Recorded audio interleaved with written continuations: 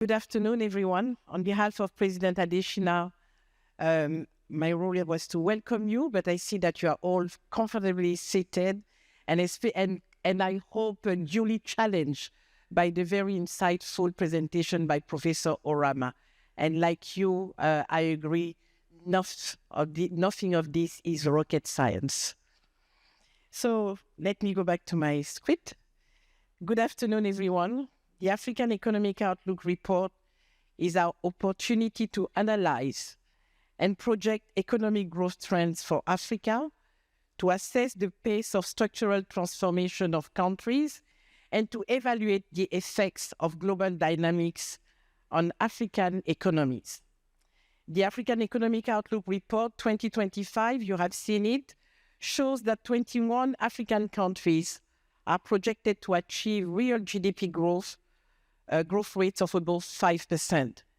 And this is despite the challenging global context.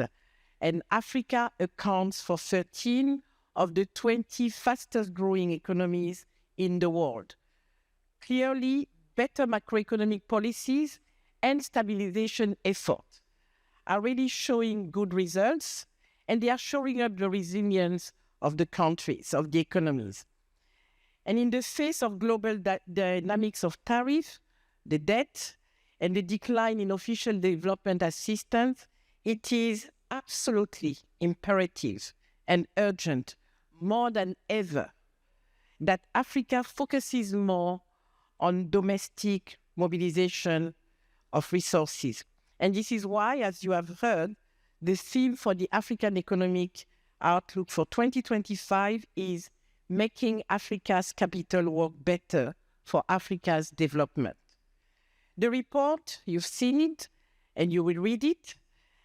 Report lays out a raft of areas for expanding the mobilization of capital in Africa. And let me just cite a few of those. Transitioning African businesses from the informal sector to the formal sector by simply simplifying business registration procedures and tax filing processes as well, we've seen it can generate $125 billion in new revenues annually. Similarly, securitizing remittances through diaspora bonds can equally mobilize about $30 billion annually.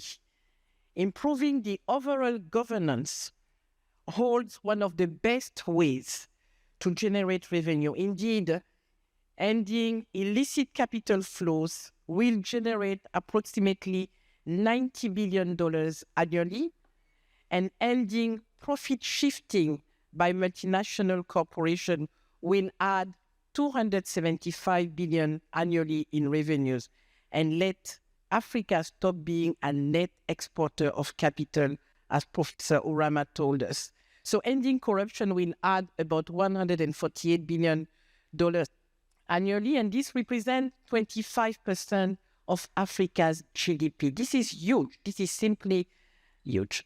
And the proper valuation and inclusion of Africa's natural capital in the estimation of its GDP will expand the valuation of the economies, and it will add billions of dollars to the economies. For example, Africa's nominal GDP could have been $66 billion higher just from the carbon sequestration in 2022, and this is a potential output expansion of about 2%.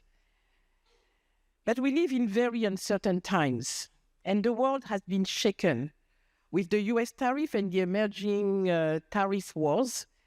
And yes, it's probably muted temporarily, but we are still in the midst of very high uncertainties and shocks to the global economy. And in Africa, 47 out of 54 countries have been impacted by the US tariff.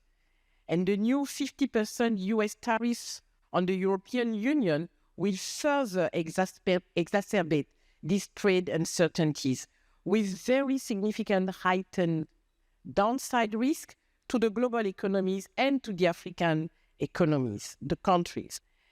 And this trade policy shift will also have other effects, including, of course, a decline in concessional financing and official development assistance. Africa must diversify its export markets to reduce its vulnerabilities. African countries must therefore strengthen their capacities to negotiate on the emerging strong interest for its vast natural resources, especially critical minerals. Africa's interests must come first, and the newly refocused African Natural Resource and Investment Center of the African Development Bank and our African Legal Support Facility, as well as the African Mineral Development Center at the African Union Commission, will play critical roles in supporting Africa to raise more capital from its vast natural resources. In closing, let me say, on behalf of President Adesina, that in today's world, the only reliable ally you have is yourself. So Africa must look inwards, must unlock and mobilize domestic resources to reduce vulnerability and grow its economies with pride. The policy recommendations in the African Economic Outlook 2025 are very insightful, they are compelling, they are practical, and they are absolutely timely for Africa. And I would like to thank Professor Kevin Urama, the directors, and all the team members. May I please ask you to stand? All the ECVP complex, please stand, and be recognized for the excellent work that you are all doing.